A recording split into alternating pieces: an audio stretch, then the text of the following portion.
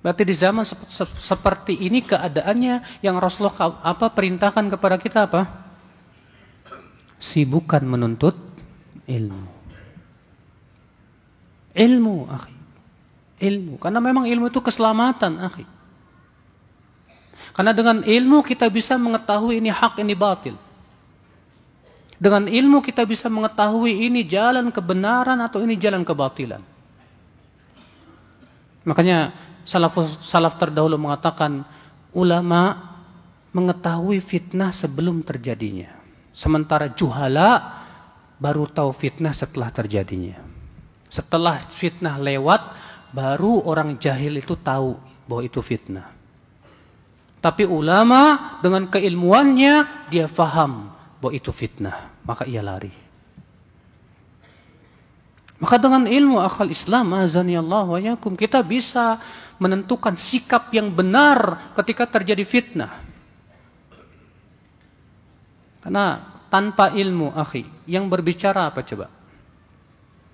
Semangat. Ketika kita panas, kita merasa kesal dengan berita-berita yang disebar, umat Islam ya dizolimi dan yang lainnya, kita kemudian berbicara dengan semangat saja. Padahal kata Syekh Utsaimin rahimahullah,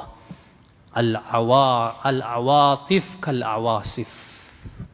Hanya sebatas semangat saja bagaikan angin ribut.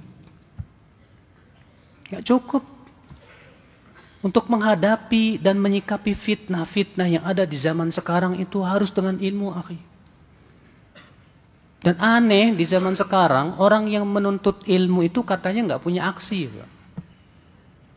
Kamu ngapain sih menuntut ilmu terus, kapan aksinya? Jadi mereka menganggap menuntut ilmu itu bukan aksi. Aksi itu turun ke jalan-jalan, demo dan yang lainnya. Kita katakan, ya akhi, menuntut ilmu itu aksi yang paling besar. Karena kalau kamu menuntut ilmu, kamu akan membela agama kamu. Agama kita ini dasarnya apa? Al-Quran dan hadis Nabi SAW. Itu modal Islam. Nah sekarang kalau antum menganggap bahwa aksi itu hanya sebatas turun ke jalan-jalan, sementara orang berbicara tentang din seenaknya, pakai akal pikiran, pakai hawa nafsu, sebetulnya mereka seperti inilah yang akan menghancurkan Islam, ya. Hancurnya Islam oleh siapa, ya akhi? Munafikun alimul lisan, kata Rasulullah. Orang munafik yang pandai berbicara. Makanya Rasulullah SAW mengatakan apa? Inna mimma akhafu alaikum, di antara perkara yang aku khawatirkan atas kalian, wahai umatku, munafikun alimul lisan. Munafik yang pandai apa? Berbicara. Dalam hadis yang lain, a'immatun mudhillun, yang aku khawatirkan atas kalian, hai umatku, pemimpin-pemimpin yang menyesatkan. Pemimpin-pemimpin agama yang menyesatkan, saudaraku sekalian. Mungkin kalau ada orang kafir menjelek-jelekan Islam, semua orang Islam pasti akan marah. Tapi kalau ada orang yang pakai sorban, pakai gamis, bahasa Arabnya fasih, lalu ia berbicara tentang agama seenaknya, Pak. Hanya sebatas dengan ra'yu dan pendapatnya, Pak. Dia putar balikan penafsiran Al-Quran sesuai dengan hawa nafsunya, Pak. Banyak orang diam 1000 bahasa. Kenapa? Karena yang berbicara ini pakai sorban, Pak.